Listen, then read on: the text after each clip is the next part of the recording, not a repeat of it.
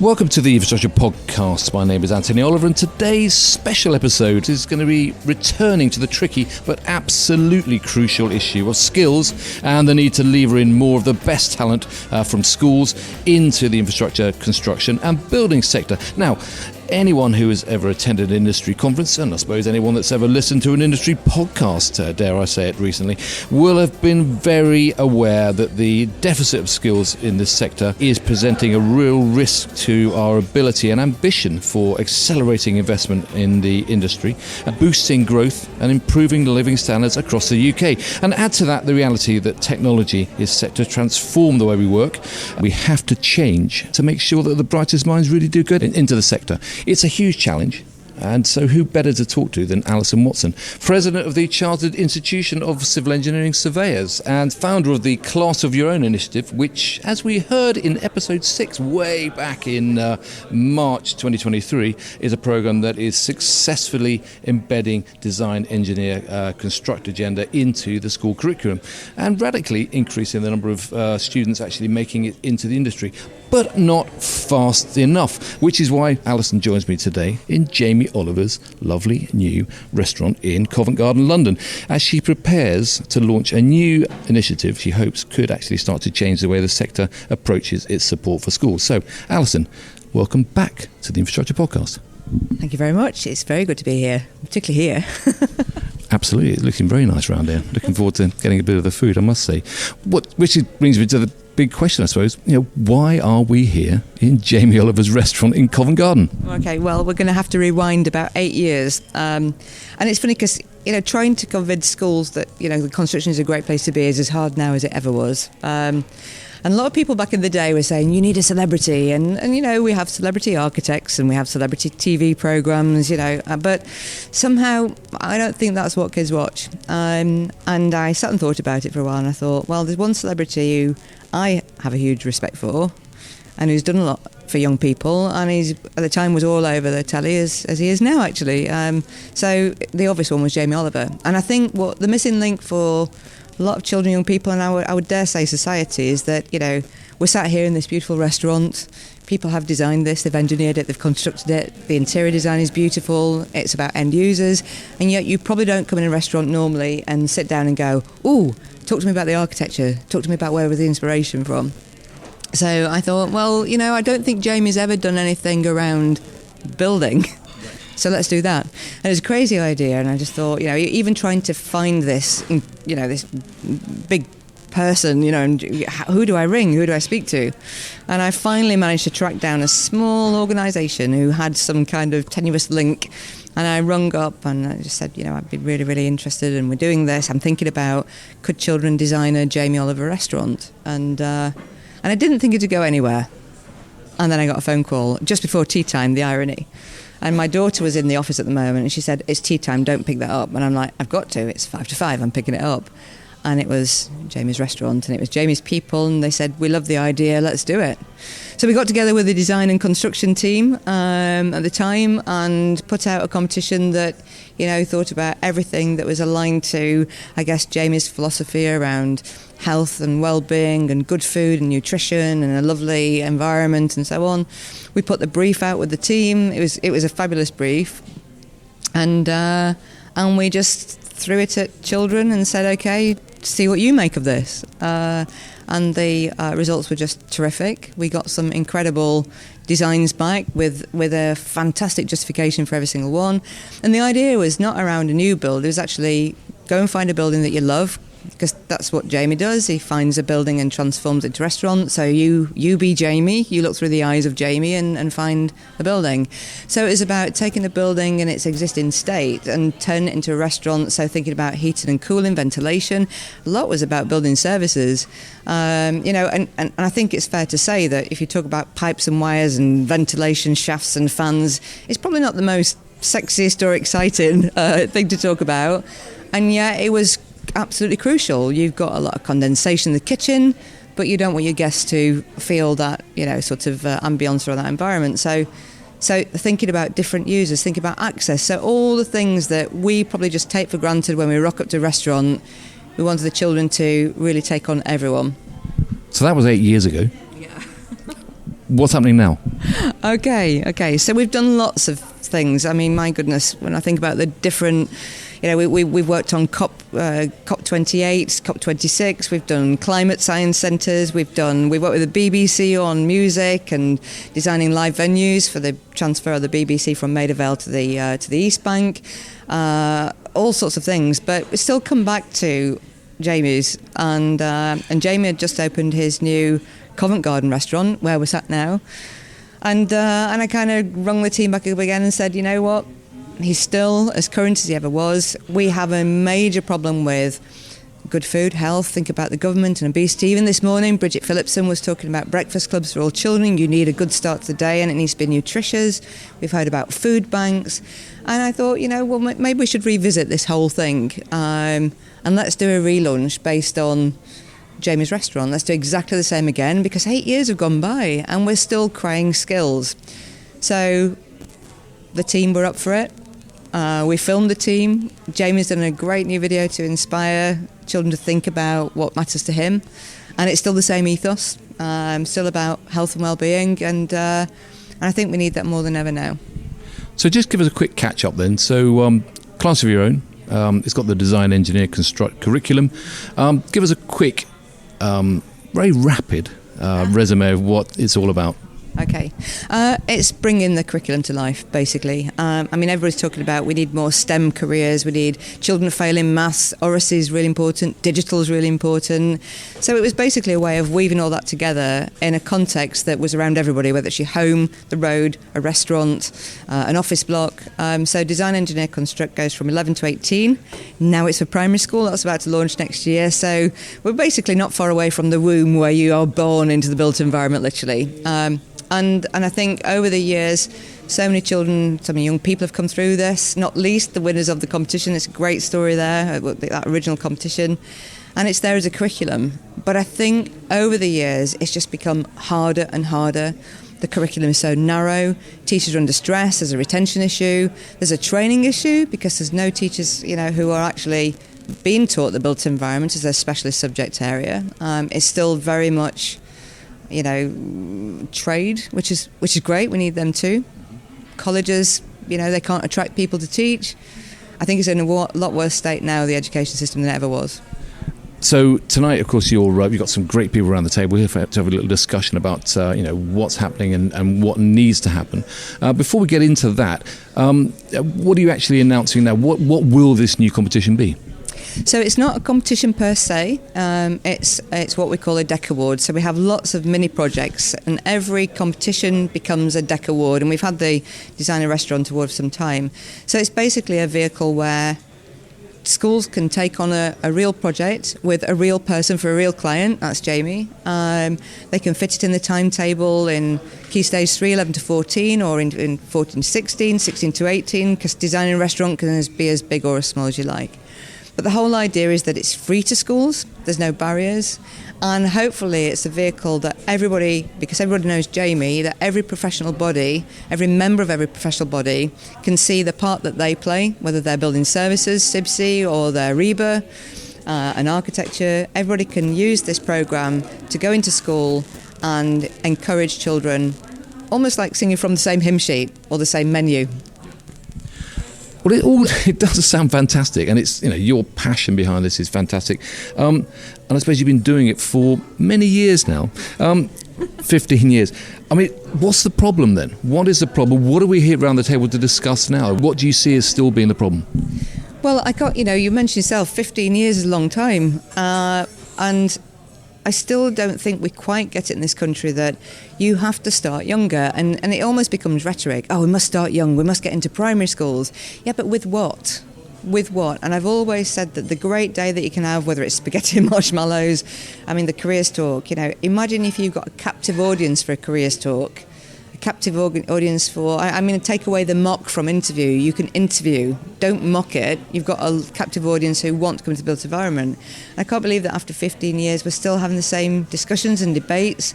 Skills gap has become skills crisis. Obviously we can't recruit internationally anymore. We've had Brexit. So the barrier is still getting out there and helping young people, parents, teachers to understand that we are a professional industry and that the roles that we offer should be medicine, law, finance, the built environment. Why do we still have this problem?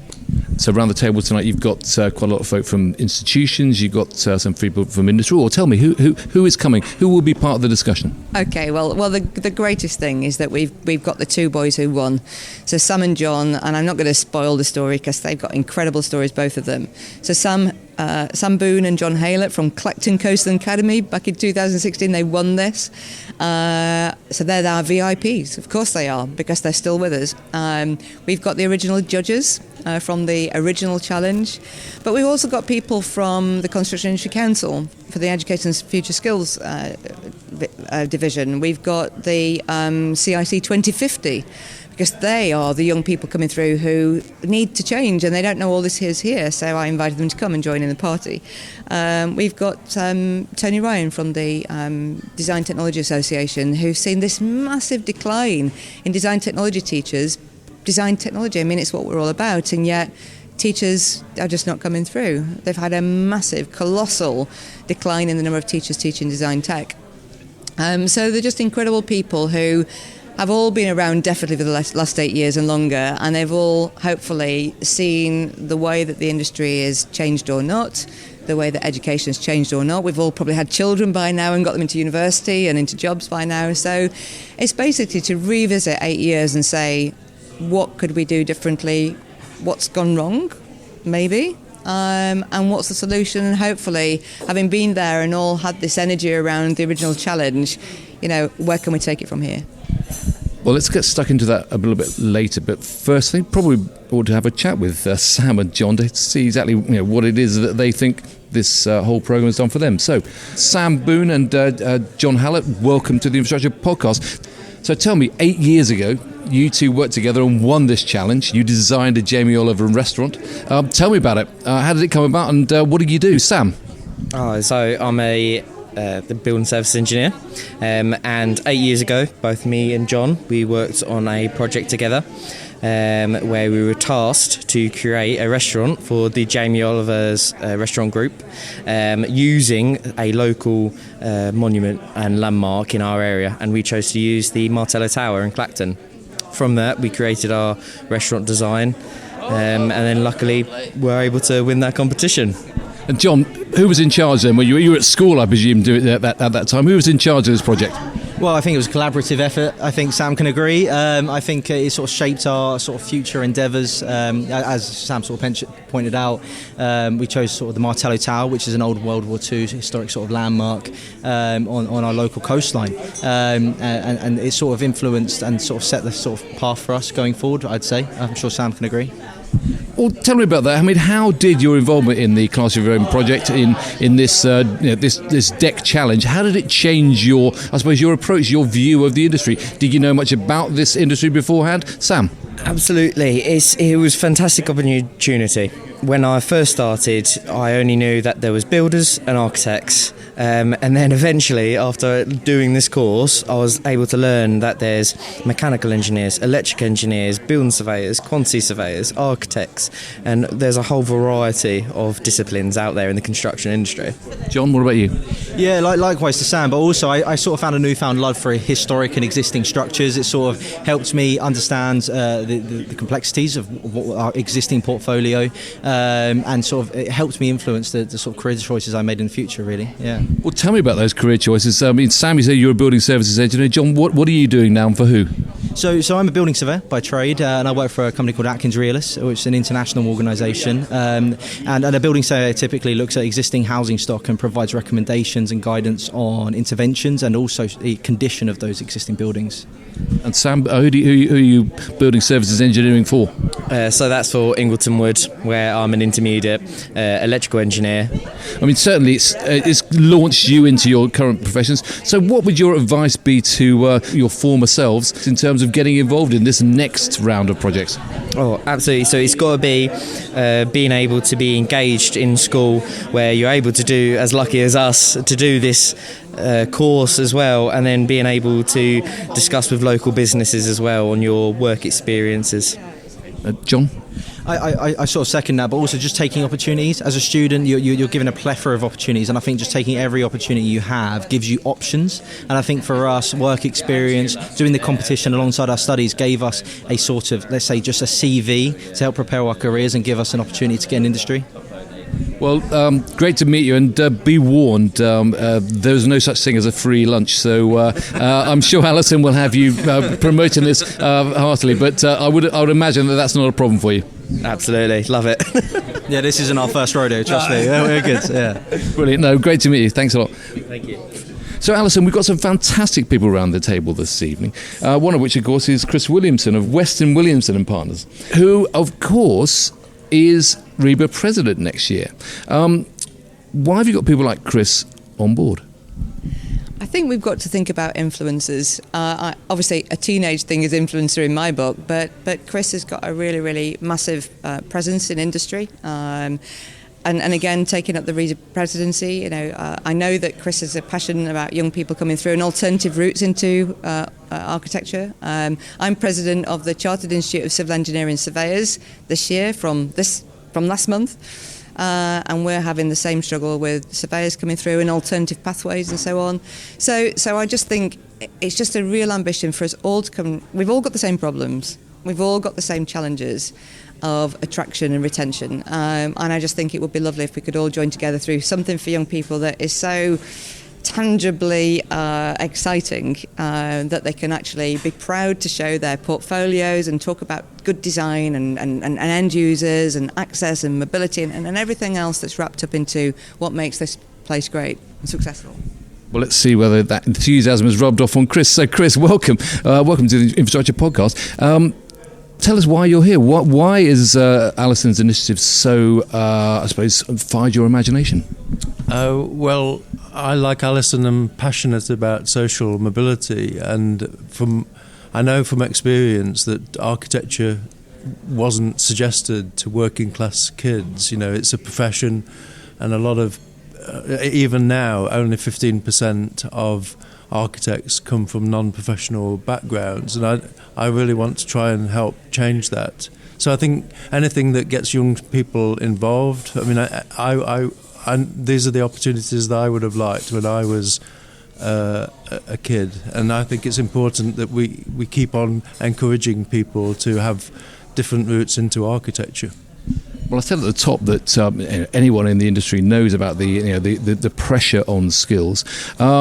And I also mentioned the fact that one of the problems is that the industry is incredibly fragmented. Trying to get the architects to work alongside the engineers, to work alongside the building services engineers, and the whole supply chain is incredibly difficult. Do you find that you're going to be REBA president? Is that something which you're going to be trying to challenge?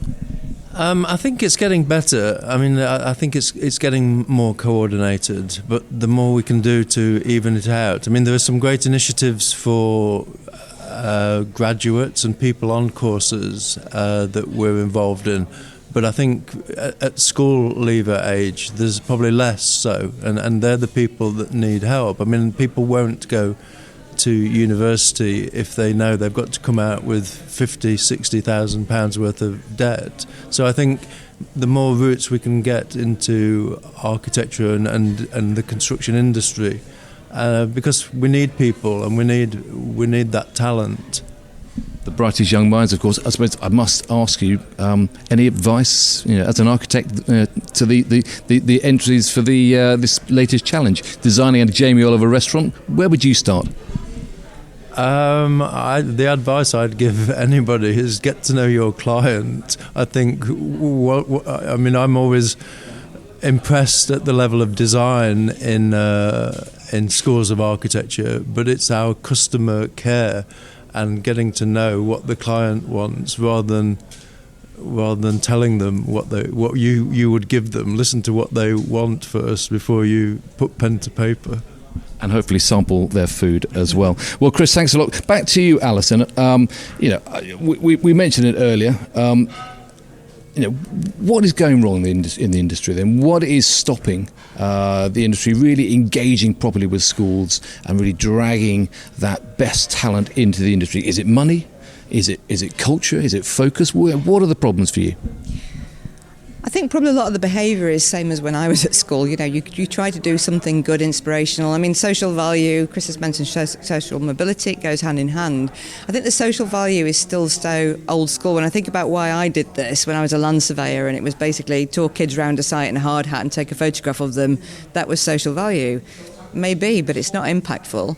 So, and I think you've got to think that as our teacher friends will tell us later on this evening, I think the problem is that the curriculum is so squeezed that we've got to have an English baccalaureate, we've got to have our core subjects, and I was always a mathematician at school. When do I ever use that maths? So I think if the industry can really align itself with teaching and curriculum, because a teacher will always ask the same question: what's in it for me? If we can help a teacher bring something to life that is not so abstract anymore, then there's a reason for teaching it. And there's certainly a reason for learning it, which is the most thing. I mean, if I talk to children about mathematics, and I've talked to a lot in 15 years, they find it boring because they'll never see the purpose. So I think as an industry, we've got to look at, first of all, how do we help teachers to bring a subject to life? It sounds cliche, but it's not. There's not a lot of life in the classroom. How do we keep teachers excited? And how do we see teachers actually as the recruitment agency? They are our best ambassadors. When we've gone in and done something with them, whether it's, and if we're going to do spaghetti and marshmallows, let's do it because it's structural engineering, not just fun with sticky stuff. Let's do it because it has a real purpose. And I think the teachers thrive on that purpose. And let's remember that when we've gone away, they still are teaching thousands of children. So let's make them part of what we do. And the leadership, you're, as you say, president of the CRCES. We've got Chris, who's going to be president of REBA. Does it come from institutions, or is it more of an industry-led thing? Well, I always think about members. You have an institution, but we have thousands of members. I mean, we have 5,000 members. How can we give them some tools to take into schools? Because I think a lot of the problem, and particularly in, land surveying is a little bit kind of abstract. What do you do with land surveying? I think arguably architecture, even design technology, you can make stuff. We're geometry, we're trigonometry, so the natural thing, or geography, and the natural thing is to get outside. So yeah, I just think that we could be a lot more joined up. If you think about this challenge, it needs a space. We're good at space. We are geospatialists. We're good at space. We can do the space bit, and we can hand that information over to the architects, who can pick up and say, well, what we're going to do with that space. Because my biggest worry is that children don't even know space. I still struggle now that, I ask children, how big is a metre? And they show me something that's more like a foot. So how do you live? How do your trousers fit? So I think we could just be a lot more joined up, and if we can use something like this to each take our separate parts and show that we are a joined up industry, to show that building services engineers support the architect to make the space a really, really comfortable space. What does that actually mean together? So that's what I'm about. We're togetherness. Of course, a name like Jamie Oliver, as you said at the start, is fantastic, and it's a huge draw. Who's next? Who else? Where's your next target?